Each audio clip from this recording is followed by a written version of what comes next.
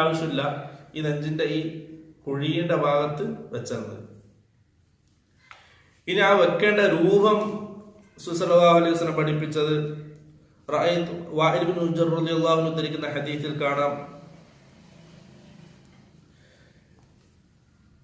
ثم وضع يده اليمنى على ظهر كفه اليسرى والرسغ والساعد. സല്ലല്ലാഹു അലൈഹി വസല്ലം വലത് കൈ ഇടത് കൈയുടെ മുകളിൽ വെക്കുമായിരുന്നു. വെക്കേണ്ട രൂപം അലാ ലഹരി കഫിഹിൽ യുസ്റ വറുസ്ഗി വസ്സാഇദ്, ഈ മൂന്ന് ഭാഗവും ചേർത്തിട്ടാണ് റസൂൽ സല്ലല്ലാഹു അലൈഹി വസല്ലം വെച്ചിരുന്നത്. കഫ് എന്നുള്ളത് ഇത് റുസ്ഗ് മണികണ്ഠം, ഇത് സായിദ്, ഇത് മൂന്നും ചേരുന്ന രീതിയിലായിരുന്നു റസൂൽ സല്ലല്ലാഹു അലൈഹി വസല്ലം കൈ വെച്ചിരുന്നത്. അഥവാ കഫിന്റെ മുകളിൽ വെച്ചാൽ, റുസ്ഗിന്റെ മുകളിൽ വെച്ചാൽ പകുതി ഭാഗം കഫിലേക്കും പകുതി ഭാഗം